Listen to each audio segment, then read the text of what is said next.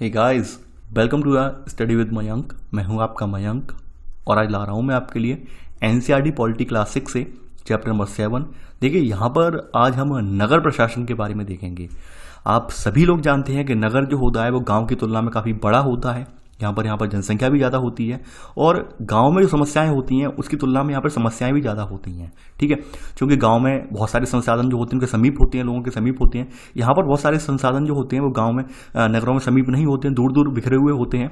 ठीक है, क्योंकि यहाँ पर तमाम औद्योगिक संक्रियाएं भी होती हैं, इसलिए संसाधनों का यहाँ पर अभाव भी पाया जाता है। तो वो सब परिवेश में हम यहाँ पर समस्याएं कौन कौन सी हैं तो उसका अध्ययन करेंगे। ठीक है, देखिए लेक्चर स्टार्ट करने से पहले कहना चाहूँगा कि जिन लोगों ने अब तक हमारा नया YouTube channel rural academy subscribe नहीं किया है वो उसे सब्सक्राइब कर लें। ठीक है, तो चलिए स्टार्ट करते हैं आज का वीडियो। देखते हैं मैं क्या क्या डिस्कस करना है यहाँ पर और क्या क्या नोट डाउन करना है। देखिए यहाँ पर भी ये पूरा चैप्टर जो है पूरा कहानी के रूप में है, यानी पूरा का पूरा चैप्टर जो है स्टोरी के रूप में है। यहाँ पर इसमें कोई भी यहाँ पर यानी तथ्य के रूप में कुछ भी नहीं लिखा हुआ है, पूरा स्टोरी है, तो हमें स्टोरी ही पढ़नी पड़ेगी। ठीक है, जैसा कि मैंने आप सभी से कहा है कि जैसा चैप्टरों का स्वरूप है मैं उसी अकॉर्डिंग पढ़ा रहा हूँ और मैं उसी लेवल से पढ़ा रहा हूँ। मैं ये यहाँ पर आशा नहीं कर रहा हूँ कि आप लोग हायर क्लासेस के हैं, मैं वही मान के चल रहा हूँ कि आप 6 क्लास का अध्ययन कर रहे हैं। ठीक है, ये मैं पहले ही बता चुका हूँ।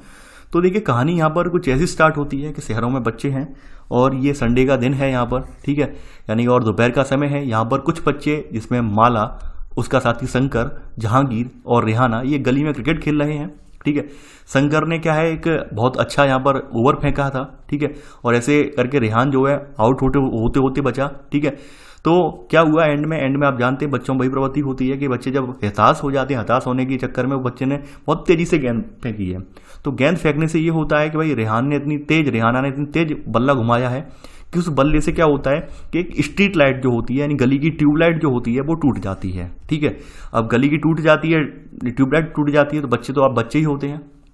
ठीक है, तो बच्चों ने कहता है एक उसमें से शंकर जो है वो बोलता है अरे हमने ये नियम बनाया था कि अगर तुम्हारी गेंद गली की ट्यूबलाइट से टूट जाएगी तो तुम आउट मानी जाओगी। यानी बच्चे ऐसे ऐसे अपने फिक्स कर लेते हैं भाई यहाँ पर बाउंड्री रहेगी, यहाँ पर हमारा चौका होगा, छक्का होगा, ये यहाँ से टकरा जाएगी तो ये हमारा आउट हो जाए प्लेयर। इस तरह के बच्चे बना लेते हैं अपने अपने नियम। ठीक है, तो ऐसे करके उन बच्चों में यही आपस में डिस्कशन स्टार्ट हो जाता है कि भाई आपने तेज गेंद यानी एक गेंद पर अच्छा खासा शॉट मार दिया, उसके चक्कर में ट्यूबलाइट टूट गई तो आप आउट हो गए। ठीक है, अब यहीं पर एक बहस छिड़ जाती है बच्चों में कि पिछली बार हमने पिछले हफ्ते में जो मैच खेला था वहाँ पर एक निर्मला मौसी हैं, उनकी खिड़की टूट गई थी जिसको बदलने के लिए हम लोगों को अपनी जेब खर्च से पैसे देने पड़े थे। यानी निर्मला मौसी ने इन बच्चों की पॉकेट मनी से पैसे वसूल किए थे। ठीक है, तो ऐसे करके इन बच्चों के दिमाग में एक बात आता है कि भाई ये स्ट्रीट लाइट जो टूटी है इसका खर्चा मैं किसको देना होगा। यानी पिछली बार तो हमसे हमारी निर्मला मौसी मोहल्ले की हैं, उनका घर का कांच टूट गया था, खिड़की टूट गई थी, तो उसके बदले में हमने उन्हें पैसे दे दिए। ठीक है, काम चल गया। लेकिन यहाँ पर स्ट्रीट लाइट टूटी है, क्योंकि ये वाली लाइट टूटी है, ट्यूबलाइट टूटी है गली की, तो इसका हमें हर्जाना किसको देना पड़ेगा। ठीक है, इसी आस में बच्चे क्या करते हैं, ठीक है, बच्चे जो है वहाँ से अपना खेल बंद कर देते हैं। अब इन चारों बच्चों में से एक माला है लड़की जो, उसका घर सबसे पास होता है। ठीक है, और ऐसे करके माला के घर जाते हैं और वहाँ उसकी माँ को ये सब चीज़ें बताते हैं कि हमसे ऐसे सारी घटनाक्रम ये सारी घटनाएं हुई। ठीक है, अब इसकी माँ जो है माला की माँ ये कहती हैं कि आपने जो नुकसान किया है वो सब नगर निगम के अंतर्गत आता है। यानी कि ये नगर निगम की जिम्मेदारी होती है कि किसी शहर में जो है लाइटों की व्यवस्था करवाना, वहाँ पर सड़कों पर समुचित प्रकाश का प्रबंध करवाना, नालियाँ साफ रखना, जल प्रबंधन की सुनिश्चितता करना, ये सब नगर निगम का कार्य होता है। ठीक है, अब यहाँ पर इन्होंने जो माला की माँ है इन्होंने एक बात सुझाई है कि आपके पड़ोस में एक यास्मीन करके हैं, यास्मीन खाला करके हैं। ठीक है, जो कि पहले नगर निगम में कार्यरत थी, अब वो रिटायर्ड हो गई, सेवानिवृत्त हो गई हैं, तो क्यों ना आप लोग उनसे जाकर पूछें। यानी वो आपको जल्दी से मतलब यानी कि वो आपको अच्छे से डिस्क्राइब भी कर देंगे, अच्छे से यहाँ पे बता भी देंगी, तो बच्चों को समझ में भी आता है कि क्यों ना जो हमारी बगल में खाला हैं, ठीक है, यास्मीन करके, तो उनसे हम पूछें। तो ऐसे करके चारों बच्चे पहुंच जाते हैं खाला के यहाँ, यास्मीन खाला के यहाँ। ठीक है, और यास्मीन खाला जो है यहाँ पर जो माला है जिसके यहाँ बच्चे सबसे पहले जाते हैं उसके माँ की दोस्त भी होती हैं, तो ऐसे करके वहाँ पे पहुँच जाते हैं। ठीक है, और यहाँ पर चारों बच्चों ने पहुंचकर सबसे पहले इनके सवाल जो सुनकर यास्मीन खाला जो है बड़ी जोर से हंस पड़ती हैं। ठीक है, बच्चों को सवाल यही था कि भाई हमसे स्ट्रीट लाइट टूटी है, तो स्ट्रीट लाइट का जो हर्जाना होगा हमें किसको देना पड़ेगा।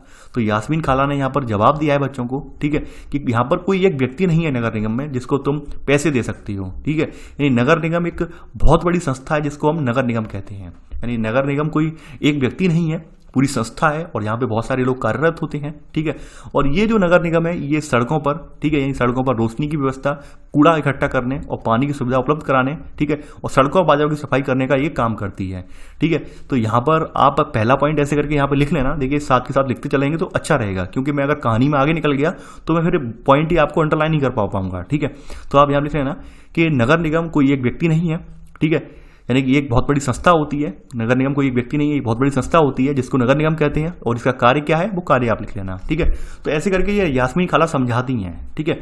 अब बच्चे तत्काल यकायक पूछ बैठते हैं कि भाई जैसे आपने देखा होगा, यानी माला बोली हाँ मैंने देखा है कि नगर निगम के बारे में सुना भी है कि शहर में बोर्ड देखे गए हैं कि मलेरिया के बारे में जागरूकता फैलाने के पर्पज से कि भाई अपने आसपास गंदा पानी जमा ना होने दें, इस तरह के आपने बोर्ड वगैरह देखे होंगे जहाँ जहाँ शहरों में जाते हैं कि शहर को स्वच्छ रखें, ठीक है, स्वच्छता आपकी जिम्मेदारी है। तो ऐसे करके आपने तमाम जगह स्लोगन भी देखे होंगे हर जगहों पर, हर शहरों पर, ठीक है। तो ये जागरूकता अवेयरनेस वाले जो सब प्रोग्राम है वो कौन चलाता है, वो नगर निगम चलाता है, ठीक है। तो ये यहाँ पे बताने की कोशिश की गई है यहाँ पर। तो नगर निगम का यहाँ पर दूसरा काम ये भी सुनिश्चित करना है यहाँ पर, ठीक है, कि शहर में बीमारियां ना फैलें, ठीक है। और ये स्कूल भी स्थापित करता है जगह जगह पर, इन्हें चलाता भी है, यानी कि आपने देखा होगा कि काफ़ी सारे नगर निगम है, जैसे दिल्ली नगर निगम है, वहाँ पर भी स्कूल चलाए जाते हैं, संचालित किए जाते हैं नगर निगम के द्वारा, ठीक है। क्योंकि भारत के अन्य शहरों में बहुत कम ही शहरों में चलाए जा रहे हैं स्कूल इनके द्वारा, लेकिन कुछ जगहों पर नगर निगम ही ऑपरेट करते हैं सरकारी स्कूल वगैरह को, ठीक है। तो यहाँ पर ये बात यहाँ पर कही गई है। देखिए यहाँ पर अगर हम नगर की बात करें तो अगर हम पॉलिटी में जाएं, थोड़ा सा डीपली जाएं, तो यहाँ पर 3 स्तर होते हैं, ठीक है। इन नगर में भी 3 स्तर होते हैं। नगर निगम जो होता है वो महानगर को बोलते हैं, महानगर को नगर निगम होता है, ठीक है। नगर निगम आपने सुना था, नगर पालिका, नगर पंचायत, ऐसे करके सुने थे बढ़िए, नगर पंचायत, नगर पालिका, ठीक है, फिर नगर निगम। तो ये आप जो क्रम है ये यहाँ पर मैं आपको पूरा डिस्क्राइब इसलिए नहीं करूंगा क्योंकि आगामी जो कक्षाएं हैं आपकी यानी पॉलिटी वाली, उन सब में ये सब चीज़ें बहुत गहराई से आएंगी, ठीक है। अगर मैं ये सब चीज़ें यहीं बता दूंगा तो यकीन मानिए आगे पढ़ने का फिर मतलब नहीं रह जाएगा, ठीक है। इसलिए मैं आपको जो है यहाँ पर जो किताब में सीमित चीज़ें हैं वही किताब है यहाँ पर किताब के अंतर्गत पढ़ा रहा हूँ, ठीक है। आगे बढ़ते हैं। यहाँ पर जो कहानी ये बच्चे बिलोंग करते हैं ये पुणे शहर से बिलोंग करते हैं। यहाँ पर जो कहानी जो सुनाई जा रही है वो पुणे शहर की कहानी है और चारों बच्चे वहीं से बिलोंग करते हैं, ठीक है। यानी कि यहाँ पर पुणे जो शहर है ये बहुत बड़ा शहर है और यहाँ नगर प्रशासन चलाने वाली संस्थान को नगर निगम कहते हैं। तो ये ऐसे करके उन्हें उनके बच्चों का जवाब मिल जाता है, ठीक है। और ये भी कहा गया है कि छोटे कस्बों में इसे नगर पालिका कहते हैं, ठीक है, नगर पालिका, नगर पंचायत, ठीक है, यानी छोटे छोटे स्तर पर आपने पढ़ा भी है, तो वो यहाँ पर बात बताई गई है। तो यहाँ पर अगला पॉइंट लिख लेना आप, ठीक है, यानी कि बड़े शहर के नगर प्रशासन चलाने वाली संस्था को नगर निगम कहते हैं और छोटे कस्बों में इसे नगर पालिका कहते हैं। तो थर्ड पॉइंट करके इसे ऐसे करके लिख लेना। आगे बढ़ते हैं भाई, कहानी ऐसी चलती है। अब बात करते हैं भाई निगम के पार्षद, नगर निगम के पार्षद कौन होते हैं, प्रशासनिक कर्मचारी कौन कौन होते हैं, ठीक है। तो ये अब यहाँ पे आप हेडिंग डालेंगे। अब देखिए बच्चे जो हैं, यास्मीन खाला के पास चारों बच्चे बैठे हुए हैं। अब चारों बच्चे जो है अपनी जो जिज्ञासाएं हैं, क्योंकि आप जानते हैं बच्चों के अंदर जिज्ञासाएं बहुत ज़्यादा होती हैं, तो अपनी जिज्ञासाएं जो है वो कहीं ना कहीं वो ये जानना चाह रहे हैं कि भाई इतना बड़ा प्रशासन कैसे चलता है। तो वहीं पर, ठीक है, एक बच्ची है रेहाना, तो रेहाना ने फिर यास्मीन खाला से पूछा है कि भाई ये आप बताइए कि शहर के अंदर पार्क कहाँ बनाए जाएंगे, स्कूल कहाँ बनाए जाएंगे, ये तय कौन करता है, ठीक है। यानी कि यहाँ पर ये सब चीज़ें कौन तय करता है कि उसे बच्ची को उत्सुकता हो रही है यास्मीन खाला से कि मुझे बड़ी उत्सुकता हो रही है कि यह फैसला कौन लेता है कि पार्क कहाँ बनाया जाएगा, ठीक है। और फिर अगले ही पल बच्ची ये पूछती है यास्मीन खाला से कि आप नगर निगम में क्या करती थी। क्योंकि नगर निगम में जो यास्मीन खाला थी वो अकाउंट्स डिपार्टमेंट में थी, यानी लेखा विभाग में थी, ठीक है। ये लोगों की मासिक तनख्वाह की जो पर्चियां हैं, कितनी कितनी तनख्वाह बन रही है, वो बनाती थी वो लोग, ठीक है। इन्होंने फिर रिप्लाई दिया है अपना। अब देखिए यहाँ पर फिर ये बताती हैं यास्मीन खाला उस बच्चियों को जवाब देती हैं कि भाई ज़्यादातर जो निगम है, ठीक है, निगम पार्षद जो होते हैं वही यह निर्णय लेते हैं कि अस्पताल या पार्क कहाँ बनेगा। ये निगम पार्षद एक तय स्थान का चयन करते हैं कि भाई यहाँ पर अस्पताल बनेगा या यहाँ पर जो है पार्क बनाया जाएगा, ठीक है।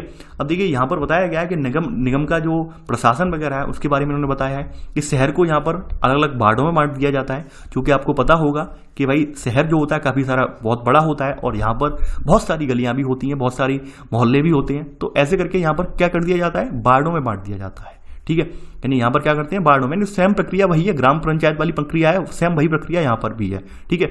तो आपने यहाँ नोट कर लिया होगा सेकंड पॉइंट कि यह शहर को यहाँ पर क्या करते हैं, अलग अलग वार्डों में बांट देते हैं, ठीक है। अब देखिए यहाँ पर ये जो वार्डों में बांटा जाता है और उनका चुनाव यहाँ पर कौन चुना जाता है, इन पर पार्षद चुना जाता है। हर वार्ड पर कौन होता है, पार्षद होता है, ठीक है। तो ये जो नगर निगम है, बहुत सारे जो मुद्दे होते हैं उनसे संबंधित सलाह किससे लेता है, पार्षदों से लेता है। यानी पार्षदों के समूहों को बिठाया जाता है, तो उनसे यहाँ पर विचार विमर्श किया जाता है। तो यहाँ पर आप लिख लेना कि कुछ पार्षद मिलकर समितियां बनाते हैं जो विभिन्न मुद्दों पर विचार विमर्श के निर्णय लेती हैं।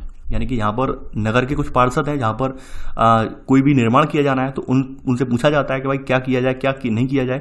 इसके अलावा कुछ चीज़ों के लिए वहाँ पर सामूहिक रूप से भी उनकी सलाह ली जाती है। जैसे भाई हमें एक बस स्टैंड बनाना है शहर का, अच्छे से बनाना है, ठीक है। भीड़ भाड़ वाली जगह वहाँ से कचरा उठाना है, ये कैसे उठाना है, तो इन सब बातों पर भी डिस्कशन होता है। तो ऐसे करके जो उनकी यास्मीन खाला हैं वो सारे जवाब बच्चों को देती जाती हैं कि बस स्टैंड को बेहतर बनाना हो, किसी भीड़ भाड़ वाले बाजार का कचरा उठाना हो, ठीक है, या नाले की सफाई करनी हो। ये पार्षद की समितियां आई पानी कचरा जमा करने, सड़कों पर रोशनी आदि की व्यवस्था करती हैं। यानी पार्षदों की जो समितियां होती हैं ये सारी व्यवस्था कौन करती हैं, पार्षदों की समितियां करती हैं। यानी आपकी गली लेवल पर जो काम करते हैं ये पार्षद करते हैं। यानी ये यहाँ की जानकारी लेके जाते हैं कि आपके वार्ड में क्या क्या दिक्कतें हैं, किस तरह से बाढ़ की जो व्यवस्था है वो संचालित नहीं हो पा रही है, ये अवगत कौन कराता है, पार्षद करवाते हैं अपने ऊपर वाली इकाई से, ठीक है। तो आपने यहाँ पर ये पार्षदों का नोट कर लिया होगा। ये पॉइंट नंबर कौन सा था, सेकंड सब पॉइंट नंबर। आगे बढ़ते हैं, ठीक है। अब यहाँ पर कहा गया है कि भाई इन्होंने बताया कि जब एक वार्ड के अंदर की समस्या होती है तो वार्ड के लोग पार्षद से संपर्क करते हैं, जैसे, ठीक है, यानी कि बिजली के तार वगैरह लटक जाएं या फिर नाली वगैरह जाम वगैरह हो जाए या फिर कूड़ा उठाने ना आए, तो यहाँ पर ऐसे करके ये यहाँ पर पार्षद के यहाँ पार्षद का दरवाजा खटखटाते हैं, पार्षद पर आगे बढ़ता है। तो यहाँ पर ये बात कही गई है, ठीक है। यहाँ पर कहा गया है कि जहाँ पार्षदों की समितियां में पार्षद विभिन्न मुद्दों पर निर्णय का काम करते हैं, ठीक है, वहीं यहाँ पर बताया गया है कि वहीं उन्हें लागू करने का काम जो है वो आयुक्त यानी कमिश्नर होता है हर नगर निगम में, या प्रशासनिक कर्मचारी होता है, वो वहां पर करते हैं।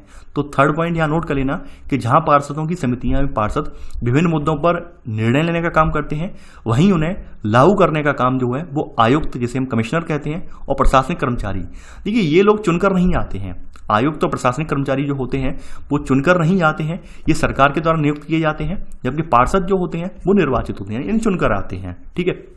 यानी कि यहाँ पे पार्षद वगैरह जो होते हैं वो बताते हैं कि भाई हमें ये चाहिए, हमें ये मशीनरी चाहिए, ये चाहिए, जिससे हमारा काम द्रुत गति से हो सके, ठीक है। बाद बाकी जो प्रोसीडिंग है वो कौन करता है, आयुक्त और प्रशासनिक कर्मचारी, कि भाई वाकई में हमने यहाँ पर पिछली बार इन्हें 4 जेसीबी पकड़ाई थी, ठीक है, नालियाँ साफ करने के लिए, उन्होंने क्या किया क्या नहीं किया, तो ऐसे करके भाई ये लोग देखते हैं, ठीक है, आयुक्त और प्रशासनिक कर्मचारी। तो आप समझ गए होंगे यहाँ पर थर्ड का सब पॉइंट। अब चलिए आगे बढ़ते हैं यहाँ पर। अब देखिए कहानी यहाँ पर स्टार्ट आगे और बढ़ती है कहानी। अब देखिए यहाँ पर कहा गया कि नगर निगम में ये निर्णय कैसे किए जाते हैं कि रेहाना ने पूछा है कि वह कभी सोचना बंद ही नहीं करती, ठीक है। यानी कि इन्होंने कहा है कि भाई क्या नगर निगम इतना बड़ा है कि वो कभी सोचना ही बंद नहीं करती। यहाँ पर देखिए फिर आगे बढ़ते हैं तो यहाँ पर बच्चों को समझाने की कोशिश की जाती है, ठीक है। खाला जवाब देती है कि सारे वार्डों के पार्षद जो होते हैं वो मिलते हैं, सबकी सम्मिलित राय से एक बजट बनाया जाता है और उसी बजट के अनुसार इन्हें पैसा खर्च किया जाता है। यानी सारे पार्षद जब मिलते हैं तो अपनी राय व्यक्त करते हैं कि भाई हमारे वार्ड में ये समस्या है, हमारे वार्ड में ये समस्या है, इसके लिए इतना हमें धन चाहिए, इसके लिए ये होना चाहिए, वो होना चाहिए। तो ऐसे करके क्या बनाया जाता है, एक सम्मिलित रूप से एक बजट बनाया जाता है, ठीक है। सम्मिलित राय से एक बजट का निर्माण किया जाता है और उस बजट के अनुसार पैसा खर्च किया जाता है, ठीक है। यानी कि यहाँ पर ये सब जो जरूरतें हैं, इन सबको विशिष्ट जरूरतों को पार्षद जो है परिषद जो है ये सामने रखी जाती हैं और फिर ये निर्णय जो है प्रशासनिक कर्मचारियों द्वारा क्रियान्वित किए जाते हैं कि भाई इन्हें पैसा आवंटित किया जाए या ना किया जाए। मोस्टली आप जानते हैं कि ये लोग पैसा आवंटित करते हैं, यानी जब इनके पास जेन्युइन समस्याएं रखी जाती हैं तो पैसा आवंटित किया जाता है, ठीक है। तो वही बात यहाँ पर रखी गई है, ठीक है। यहाँ पर पॉइंट्स हैं, उन्हें लिखते चलना क्योंकि पूरी कहानी है। तो चौथा पॉइंट आप यहाँ से लेकर ये पॉइंट यहाँ तक नोट कर लेना, ठीक है। और इसी में सब पॉइंट फिर ये निर्णय प्रशासनिक कर्मचारियों द्वारा क्रियान्वित किए जाते हैं। आप समझ जाएंगे कौन सा निर्णय, ठीक है, ये आप नोट कर लेना। आगे बढ़ते हैं यहाँ पर। अब देखिए यहाँ पर अगर हम बात करें तो यहाँ पर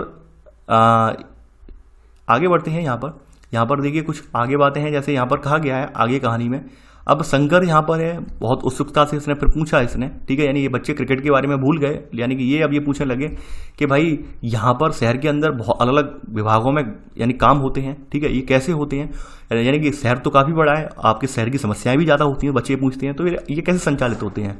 तो यहाँ पर खाला जवाब देती है कि भाई शहरों को यहाँ पर हम काम के अलग अलग विभाग बांट देते हैं, जैसे जल विभाग, ठीक है, कचरा जमा करने का विभाग, उद्यानों की देखभाल करने का विभाग, सड़क व्यवस्था का विभाग, ये सब विभाग होते हैं। ठीक है, और खाला ये भी बताती हैं कि भाई मैं सफाई विभाग में कार्यरत थी, सफाई विभाग में जो अकाउंटेंट थी, तो ये भी बात बताती हैं। ठीक है, तो यहाँ पर यानी कि शहर में अगर बात करें, नगर निगम की बात करें, तो नगर निगम की इकाइयों में भी विभक्तिकरण कर दिया गया है ताकि काम को बेहतर ढंग से किया जा सके।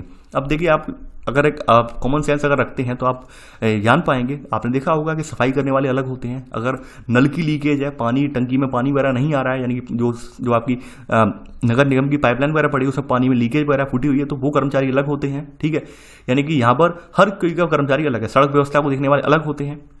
ठीक है, तो यहाँ पर आप नोट कर लेना अगला पॉइंट आप नोट करेंगे। देखिए 5वां पॉइंट है।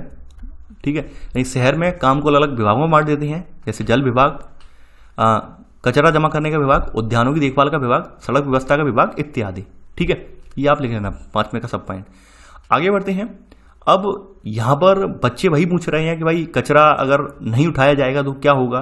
तो आप अच्छे से जानते हैं कि भाई शहर जो होते हैं, शहरों में कचरा ना उठाया जाए, कचरा वहीं पड़ा रहने दिया जाए, तो आप जानेंगे वहाँ पर क्या होगा, कचरे का ढेर लग जाएगा। और कचरे का ढेर लगने से क्या होगा, तमाम जीव जंतु यानी कि तमाम छोटे छोटे जीव जंतु आप पनपेंगे। ठीक है, यानी मक्खियाँ, कुत्ते, चूहे, ठीक है, ये सब चीज़ें जीव जंतु पनपेंगे। इनसे क्या होगा, बीमारियां फैलेंगी। बीमारियां फैलने से क्या होगी कि भाई लोग बीमार पड़ जाएंगे। तो क्या होगा कि कहीं ना कहीं वो अपने काम को नहीं कर पाएंगे, काम पर नहीं जा पाएंगे, और जो बीमार लोग होते हैं वो वाकई में एक अर्थव्यवस्था के लिए बोझ टाइप बन जाते हैं। तो ये सब बातें इन्होंने समझाई हैं बच्चों को। ठीक है, अब बात करते हैं नगर निगम को पैसा कहाँ से मिलता है, पैसा कहाँ से आता है। ये यहाँ पर हम देखेंगे, यहाँ पे बताया गया कि नगर निगम को पैसा कहाँ से आता है। देखिए, नगर निगम को कुछ पैसा तो जो है टैक्स से मिलता है। ठीक है, यानी कि एक राशि का एक बड़ा भाग है, 25 से 30% निगम को जो है। ठीक है, ये यहाँ पे बताया गया कि इस राशि का यानी जो पैसा है उसका एक बड़ा भाग टैक्स से मिलता है। ठीक है, और कर वह राशि है जो लोग सरकार द्वारा उपलब्ध कराई गई सुविधाओं के लिए सरकार को देते हैं। यहाँ पे बताया गया, यानी कर होता क्या है कि कर वो है, टैक्स वो है जो सरकार जो सुविधा उपलब्ध कराती है उसके लिए सरकार को देते हैं। अब देखिए, शहरों में कर नगर निगम कैसे लगाता है, जैसे मकानों पर कर लगाता है। ठीक है, यानी इसी में सब पॉइंट लिख लेना कि जिन लोगों के अपने घर होते हैं उन्हें संपत्ति कर देना होता है, और साथ ही पानी, अन्य सुविधाओं के लिए कर देना होता है। यानी कि आपने देखा होगा, अगर आप लोग शहरी प्रशासन से बिलोंग करते हैं तो आपने देखा होगा आपका सालाना टैक्स जाता है, घरेलू हाउस टैक्स, जिसे हम हाउस टैक्स कहते हैं, वो नगर निगम जमा करना पड़ता है आपको। ठीक है, इसके अलावा जो पानी वगैरह की पाइपलाइन पड़ी होती है आपको, उसका भी आपको टैक्स देना पड़ता है। यानी कि आपके मुफ्त में नहीं हो रहा है, आप जो सुविधाएं गवर्नमेंट से ले रहे हैं उसको आपको प्रतिफल चुकाना पड़ता है। तो आपने ये सब देखी होगी। ठीक है, अब देखिए, यहां पर बताई गई है बात कि निगम कर को जो भी टैक्सेस की प्राप्ति होती है उसका 25 से 30% उन्हें संपत्ति कर से मिलता है। संपत्ति कर का मतलब ये हाउस टैक्स से। ठीक है, यानी निगम कर जो अपने आप में जो पैसा जमा करता है उसका 25 से 30% किससे मिल जाता है, इन्हें हाउस टैक्स से मिल जाता है, संपत्ति कर से इन्हें मिल जाता है। बाद बाकी क्या करते हैं, बाद बाकी भाई इन्हें जो है गवर्नमेंट से मिलता है। ठीक है, यानी कि बाद बाकी यहाँ पे लिखा गया है कि अगर आप किसी दुकान या होटल के मालिक हैं उस पर भी कर देना पड़ता है। जैसे आपने देखा होगा कि टिकट पर मनोरंजन कर जो होता है, मनोरंजन कर लगाने का कार्य किसका है, नगर निगम का बताया गया है। ठीक है, हमें मनोरंजन के लिए कर देना पड़ता है। ठीक है, और बाद बाकी जो बचता है पैसा, बाद बाकी पैसा जो कमी पड़ती है वो सरकार प्रोवाइड करवाती है। ठीक है, तो वो बात आप समझ लीजिए। ठीक है, तो यहाँ पर आपने यहाँ तक नोट कर लिया। सेकंड पॉइंट, शिक्षा पर भी कर लगता है। इसके अलावा होटल के मालिक या दुकानदार को भी कर देना पड़ता है, और मनोरंजन के लिए भी कर देना पड़ता है। इसमें ये सब पॉइंट करके ऐसे लिख लेना। ठीक है, तो ये तो कुछ इनके बजट के बारे में पता चला कि भाई इन्हें पैसा इकट्ठा कहाँ से करते हैं, ये पता चल गया कि इनका प्राइमरी बेसिस क्या है पैसा इकट्ठा करने का, वो आपको पता चल गया। अब बात करते हैं, एक बात निकल के आती है लोगों का विरोध। ठीक है, विरोध में यहाँ पर एक कहानी और दर्शाई गई है। ठीक है, कहानी दर्शाई गई है भाई, एक मोहल्ले है, मोहल्ले में क्या है, बहुत दिनों से कोई कचरा उठाने नहीं आया है। कचरा ना उठाने की वजह से यहाँ पर मोहल्ले की एक जुझारू महिला है जिसका नाम है गंगाबाई। ठीक है, तो गंगाबाई क्या करती हैं, तो गंगाबाई पहुंचती हैं, कुछ महिलाओं को ले जाकर पार्षद के घर पहुंचती हैं। ठीक है, नारेबाजी करती हैं वहाँ पर कि भाई हमारे मोहल्ले में 2 से 3 दिन से जो है कचरा क्यों नहीं उठाया जा रहा है, कचरे का ढेर लग गया है, वहाँ पे बदबू आ रही है। ठीक है, पार्षद इन्हें आश्वासन देता है। ठीक है, और पार्षद क्या करता है, आयुक्त से मिलने जाएंगे। यानी पार्षद ये कहता है कि आप अगले दिन चलना और आयुक्त से मिलने चलेंगे, आप एक एप्लीकेशन पे साइन करवा लेना, जिन जिन लोगों की समस्या जो मोहल्ले में रहने वाले हैं, तो ऐसे करके अगले दिन चलेंगे। ठीक है, तो ऐसे करके ये लोग पहुंच जाते हैं आयुक्त के पास। ठीक है, आयुक्त से मिलने जाते समय क्या करते हैं, स्थानीय सफाई अभियंता यानी इंजीनियर को साथ लेना अच्छा रहेगा। ऐसे करके सब लोग मिलकर आयुक्त के पास पहुंच जाते हैं। अब देखिए आयुक्त क्या कहता है, आयुक्त तो आप सभी को पता है, सरकारी तंत्र जो है, सरकारी अमला जो है वो हमेशा और हमेशा क्या करता है, बहाने बनाने की कोशिश करता है। तो यहाँ पर आयुक्त जो है यानी कमिश्नर महोदय जो है वो ये कहते हैं महिलाओं से कि अरे ऐसा है कि हमारे यहाँ जो कचरा उठाने वाले ट्रक हैं वो पर्याप्त मात्रा में नहीं है, इस मारे कचरा हम नहीं उठा पाए, या फिर मेंटेनेंस में ट्रक चले गए हैं इसलिए हम कचरा आपके यहाँ से नहीं उठा पाए आपकी गली से। तो गंगूबाई, चूंकि जो गंगाबाई जो है बहुत ही ज़्यादा एक्टिव महिला है, यानी कि एक तरह से मान सक्रिय नेता के रूप में उभरती हुई महिला है, तो भाई वो तपाक से जवाब देती हैं, लेकिन कहती हैं वो कि अमीर इलाकों से कचरा उठाने के लिए पूरे ट्रक हैं। यानी ये कहती हैं, बिल्कुल सही कहती हैं, जायज़ बात, कि भाई जो अमीर इलाके हैं जहाँ पर रसूखदार लोग रह रहे हैं वहाँ से कचरा क्यों उठाया जा रहा है। ठीक है, हम जो मध्यम वर्गीय परिवार हैं, आप हमारे यहाँ के लिए कह रहे हो कि वहाँ पर ट्रक नहीं है उठाने वाले के लिए, ट्रक मेंटेनेंस में गए हैं, लेकिन जो अमीर परिवार हैं उनसे बहाना क्यों नहीं बना रहे। इसका मतलब आप विभेद कर रहे हैं। तो ऐसे करके आयुक्त का मुंह बंद हो जाता है, आयुक्त को मुंह की खानी पड़ती है। ठीक है, और गंगाबाई जो है, गंगाबाई ने यहाँ पर आयुक्त को चेतावनी फिर देती है यहाँ पर, ठीक है, कि आप 2 दिन के अंदर अंदर काम करवाएं। ठीक है, अगर ऐसा नहीं करवाएंगे तो नगर निगम के सामने बड़ी संख्या में महिलाएं धरने पे बैठ जाएंगी, यानी धमकी देती हैं ऐसे करके। ठीक है, तो यहाँ पर ऐसे करके क्या होता है भाई, आयुक्त को लगता है कि अगर ऐसा नहीं करेंगे, ठीक है, तो क्या होगा, बड़ी मात्रा में लोग धरने देंगे, धरने देने से क्या होगा, हमारे यहाँ की व्यवस्था फिर से चरमरा जाएगी। तो आयुक्त उनकी बात यहाँ पर मान लेता है। ठीक है, अब सभी बच्चों को जो गंगाबाई की कहानी है बहुत मजा आया है सुनकर। ठीक है, उन्हें ये आभास हो गया था, क्योंकि गंगाबाई जो थी मोहल्ले में उन्हें अच्छी खासी इज्जत थी, लेकिन आज उन्हें पता चल गया कि गंगाबाई को सब लोग इतनी इज्जत क्यों देते हैं। ठीक है, अब यहाँ पर आगे बढ़ते हैं। यहाँ पर आगे बढ़ने से पहले एक बात ये है, यहाँ पर कहा गया, यहाँ पर जैसे यहाँ पर एक कहानी और बताई गई है कि खाला जो है यहाँ पर जो काम करती थी अकाउंटेंट सफाई विभाग में वहाँ पर। ठीक है, तो यहाँ बताया गया खाला ने कि भाई सेवानिवृत्त होने के बाद क्या क्या चीज़ें बदली हैं। जैसे इन्होंने कहा है कि पहले क्या होता था, गवर्नमेंट एम्प्लॉय लगाए जाते थे, यानी ठेके वगैरह जो होते थे कचरे वगैरह उठाने के लिए, वो गवर्नमेंट एम्प्लॉय लगाए जाते थे, गवर्नमेंट की तरफ से उठाए जाते थे। लेकिन अब क्या है, निजी ठेकेदार रखे जाने लगे हैं, यानी प्राइवेट तौर पर लोगों को ठेके दिए जाने लगे हैं। निजीकरण हो रहा है इन सब चीज़ों का। निजीकरण होने से ये हो रहा है कि भाई लोग जो पहले सरकारी कर्मचारी थे अब वो निजी कंपनियों के लिए काम कर रहे हैं, और निजी कंपनियां उन्हें जो प्रॉपर जॉब सिक्योरिटी प्रदान नहीं कर रही हैं, टाइम पे पैसे नहीं देती हैं, नौकरी भी अस्थायी होती है। इसके अलावा जो सुविधाएं होनी चाहिए, यानी जो आप देख रहे होंगे रक्षा बचाव उपकरण वगैरह हैं, वो भी इन्हें मुहैया नहीं करवाती हैं। ठीक है, तो ऐसे करके जो इनकी खाला है, यास्मीन खाला, इन्होंने बच्चों के बारे में बातें बताई, कि बच्चों को बातें बताई इस बारे में कि भाई निजीकरण में कुछ कंपनियां मनमानी कर रहे हैं, कुछ लोग ठेकेदार मनमानी कर रहे हैं, और लोगों की सेहत का ख्याल नहीं रखते हुए, ठीक है, उनसे मनमानी ढंग से काम भी करवा रहे हैं। ये उन्होंने इम्पैक्ट बताया कि मेरी जॉब छोड़ने के बाद ये चीज़ें समाज में व्याप्त हुई। ठीक है, तो ऐसे करके बच्चों को कहानी बताई गई है। आगे बढ़ते हैं यहाँ पर। अब देखिए यहाँ पर अब अंतिम प्रश्न एक उठ जाता है। यहाँ पर कहा गया है, खाला बस एक आखिरी सवाल है, घर पर अभी जो कूड़ादान है वो क्या गंगाबाई का सुझाव था। यहाँ पर मतलब बच्चे ये पूछते हैं कि घर पर जो घर पर कूड़ेदान रखे हैं वो क्या गंगाबाई ने सुझाव दिया था, जिस वजह से हमारे घर में कूड़ेदान है। तो ऐसे करके यहाँ पर बच्चे सवाल करते हैं। ठीक है, तो आपने देखा होगा कि भाई शहरों में जब स्वच्छता पखवाड़ा चलता है, लोगों को जागरूक किया जाता है, तो वहाँ बताया जाता है कि भाई नीला डिब्बा जो होता है आप उसमें सूखा कचरा रखें, नीले डिब्बे में क्या करें, सूखा कचरा रखें। वहीं जो हरा डिब्बा है उसमें कहा जाता है गीला कचरा रखें। ठीक है, यानी गीला कचरा।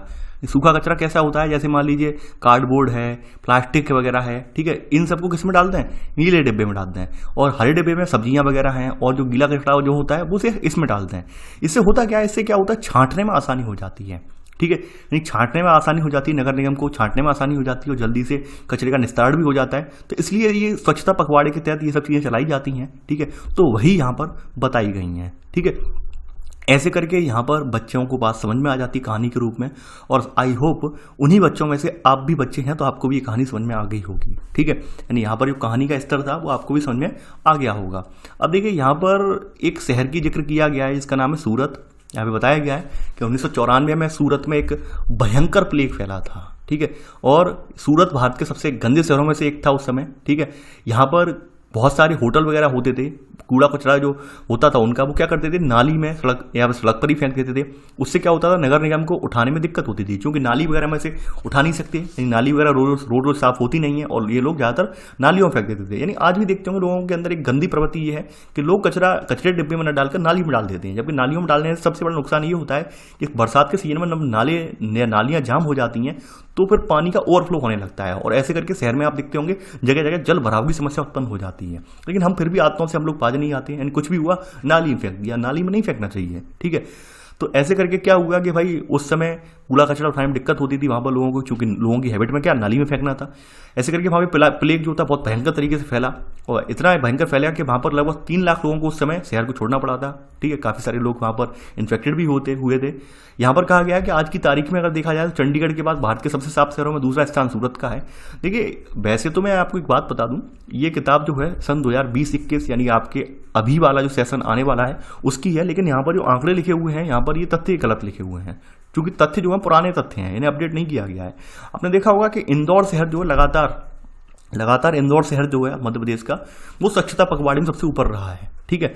तो आप ये चीज़ें जो है ये देखिए, ये सब चीज़ें जीके से करंट अफेयर से कंप्लीट कर लेना, ये सब यहाँ पर ऐड यहाँ से मत लिखना ये वाली चीज़ें, ठीक है। क्योंकि करंट का ये नहीं है, करंट की वजह से अपडेट नहीं किया गया है, और क्योंकि ये सब चीज़ें तो अपडेट होती रहनी चाहिए। यानी कि जो अवार्ड वगैरह है शहरों को, वो हर साल बदलते रहते हैं, हर साल अलग अलग शहरों को अवार्ड मिलते हैं। भाई आज फलाना स्टेशन स्वच्छ है, आज फलाना शहर स्वच्छ है, ठीक है। तो ये चीज़ें बदलती रहती हैं, लेकिन फिर भी इन्होंने क्या किया है कि भाई किताब तो अपडेट कर दी है, किताब में अपडेट नहीं किया है इन्होंने, बस तारीख चेंज कर दी है एनसीईआरटी वाली की साइड वालों ने, ठीक है।